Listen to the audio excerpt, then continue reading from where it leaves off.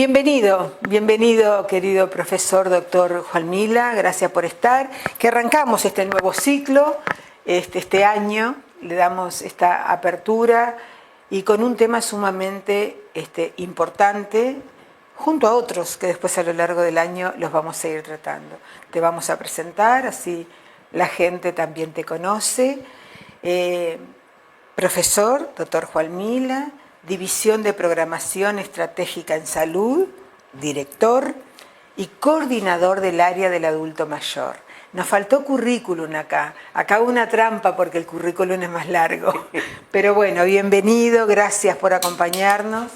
Y bueno, vamos a tratar de este tema, yo diría tan sensible, ¿verdad? Pero que tenemos que empezar a hablarlo con toda honestidad, y es la prevención del suicidio en las personas mayores. Bueno, el que agradece soy yo de poder compartir este espacio y fundamentalmente el de abordar una temática compleja, pero de la que es necesario hablar. Totalmente. El paradigma de la salud mental ha cambiado. Este era un tema que se escondía, que se evitaba. Mismo de la academia hubo un momento histórico que se recomendaba no hablar del suicidio porque se tenía miedo a un efecto de contagio. Contagio social, ¿verdad? De contagio social. Pero el suicidio está presente en nuestra sociedad, es un problema de todos, no es un problema de la persona que toma esa decisión, ni de la familia, sino es un problema de la sociedad. Y es un problema de la sociedad en tanto que no es un problema individual. También, por supuesto, nos tenemos que ocupar de la prevención de esta situación extrema, pero también de las personas que quedan. Totalmente. De las familias. Las culpas muchas veces, ese sentimiento de culpa. No me di cuenta, no pude hacer nada. Sí, y como Estado tenemos un debe muy importante. Sí. El actual gobierno ha tomado como línea prioritaria el trabajo en salud mental.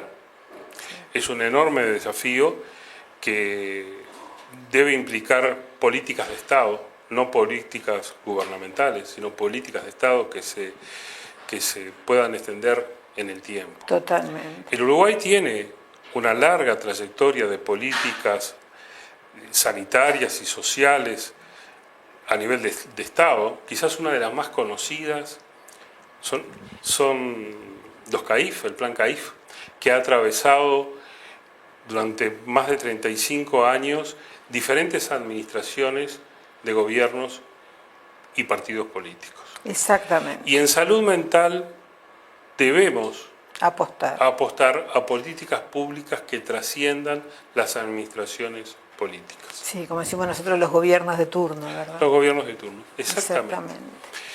Y cuando estamos pensando en políticas de Estado, lo primero es visualizar, hacer visible los problemas. En este caso, que nos convoca la prevención del suicidio en las personas mayores. Hay formas de detectar, puede empezar casi siempre o en la mayoría de los casos, lo hablábamos antes de empezar, o por una soledad que no tomamos contacto, que la tenemos, que la sentimos, o por una soledad no deseada, o por una depresión anticipada. Se puede detectar, porque además de hablar de estas cosas, pero tenemos herramientas, no a nivel profesional, sino a nivel de la sociedad, de poder ir detectando en un adulto mayor. ¿Hay indicios? Es que hay que comenzar a trabajar mucho antes. Claro. Por ejemplo, como país estamos en deuda en la preparación para la jubilación. Totalmente. ¿No? ¿Por qué eso?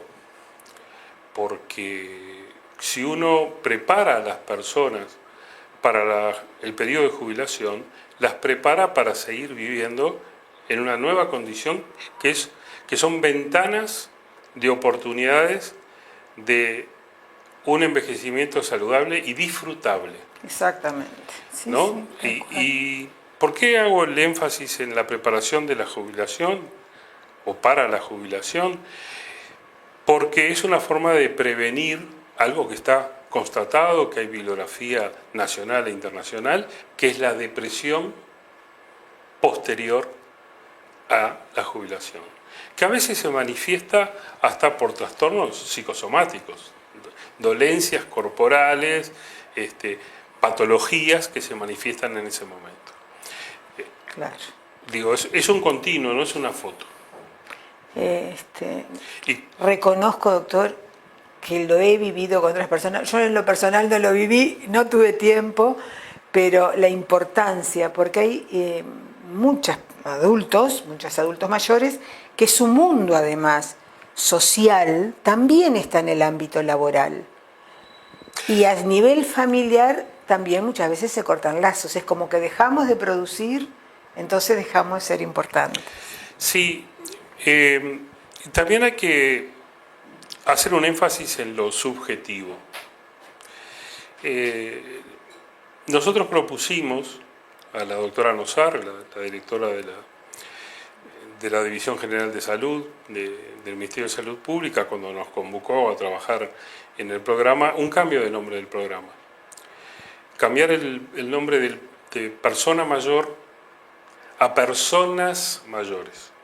Claro. Por dos razones. Uno, adulto mayor parece que hay una sola forma de ser, y hombre.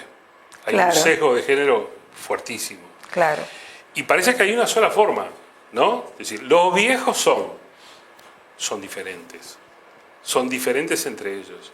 Y pueden tener, y tienen, subjetividades diferentes, historias de vida diferentes y proyecciones diferentes. Totalmente. Y capacidad de descubrir cosas nuevas. Totalmente. Hay una autora norteamericana que ha sido realmente prácticamente invisibilizada, borrada, Maggie Kuhn.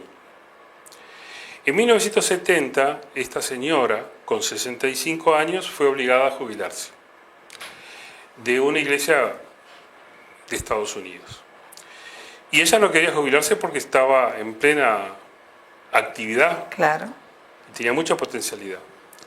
Y entonces reunió en la cocina de su casa a otras 5 mujeres, años 70, y crearon un movimiento que tomó el nombre de las panteras negras, pero las panteras grises. Es cierto, panteras grises. Las panteras, es cierto. Y esta señora, hasta sus 85 años, libró una serie de luchas que, por ejemplo, llevaron a modificar la jubilación obligatoria, la edad de jubilación obligatoria, llevaron a emprender actividades en pos de la vivienda para personas mayores. También. Su casa se convirtió en una casa de vivienda intergeneracional, promovió una cantidad de cosas de las que estamos hablando hoy. Claro. Pero ocurrieron en la década del 70 hasta el año 85, ¿no? Claro. Esta Maggie Kuhn, que es poco citada, es impresionante. La producción de esta mujer es impresionante. Siguen existiendo su asociación, pero tomo este ejemplo como, bueno, el aparente ocaso a la que le condenaron fue un impulso hacia adelante para hacer todo lo que está bien. Una estrategia diferente, claro. Agruparse, luchar por los derechos, intervenir activamente en luchas sociales. No voy a enumerar todas, pero claro. Bueno, estaba en esa época plena guerra de Vietnam. Claro. Bueno, sin embargo, para la cultura norteamericana y a nivel mundial, es una persona poco citada y poco visibilizada. Nosotros valoramos muchísimo, y también tuvimos en la previa de nosotros esa conversación, el rol que cumplen las asociaciones de jubilados. Los clubes de abuelos también. Nosotros hablamos más de las asociaciones porque estamos más vinculados directamente. Pero los clubes de abuelos, todos esos lugares que van como, que se reúnen, que disfrutan, que pasean, que bailan, que discuten, que hablan de sus problemas, o no, pero incluso el Tejiendo Solidaridad a nosotros nos ha dado una muestra, más allá de que llegamos con la solidaridad del tejido para quien lo necesita, cómo ha unido, han tejido solo mujeres, cómo ha unido esas mujeres que de pronto estaban solas en la casa frente a un aparato de televisión. No está mal que se mire televisión, pero la sociabilización es impresionante, todo lo que nos nutre, nos da. Bueno, ahí al pasar tú nombraste un sesgo de género interesante. Solo teje mujeres.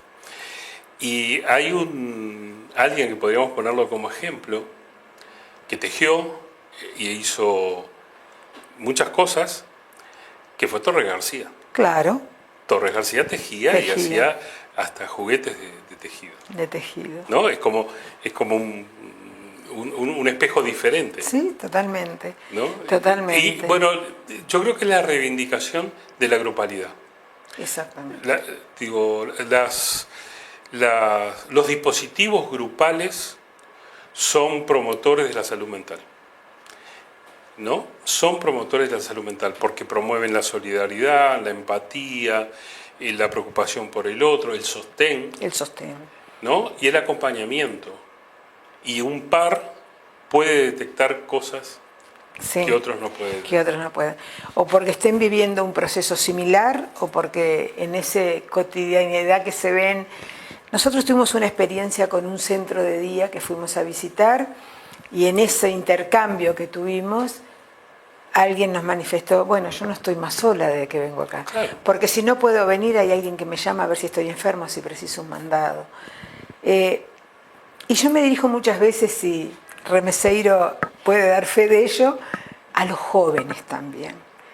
A dar esa mirada a aquellos, porque no en todos los casos se tiene familia o jóvenes cerca, pero esa mirada de los jóvenes de estar cerca de ese adulto mayor, y no precisás 24/7 en algunos casos, estamos hablando si la persona es autoválida, pero la importancia de un cómo estás. Precisás algo, ando por ahí, te hago un mandado, el hacer sentir que el otro está. Bueno, en muchos países europeos hay programas de interacción intergeneracional que promueven la independencia de las personas mayores en el hogar. Claro. ¿No?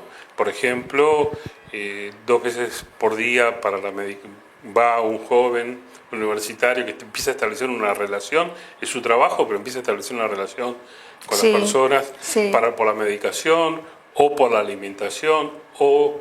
en muchos casos juegan a las cartas. También, y habitaciones o viviendas intergeneracionales. Claro. Doctor, esta folletería que el Ministerio de Salud Pública lanza, que es sumamente importante porque da algunas pautas también, porque es importante hablar sobre el suicidio, factores de riesgo, quiénes podemos estar en riesgo, mitos sobre la vejez, cómo prevenir el suicidio, no estás solo, busca ayuda, señales de alerta, pero también marca la importancia de unos teléfonos de contacto que los vamos a decir ahora y los vamos a ir repitiendo, porque en esos momentos que quizá alguien no sepa para qué lado debe tomar, hay que levantar un teléfono porque hay gente del otro lado tratando de decir yo estoy acá. Entonces, las líneas de prevención del suicidio 0800 0767 o asterisco 0767. Apoyo emocional, ahora después lo vamos a enfocar, 1920 asterisco, o si no, 0800 1920. Está la línea de drogas y la línea de violencia doméstica.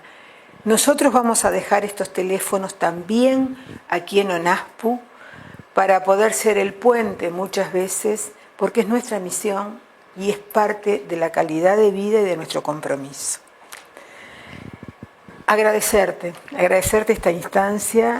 No, el que agradezco soy yo de permitir acercar el programa de salud de las personas mayores a la ciudadanía y además de coadyuvar junto con la sociedad civil. Así que nosotros agradecemos. Esto se inicia, van a haber otros temas, las puertas de nuestra casa están abiertas. A las órdenes. Muchísimas gracias. Gracias a ti.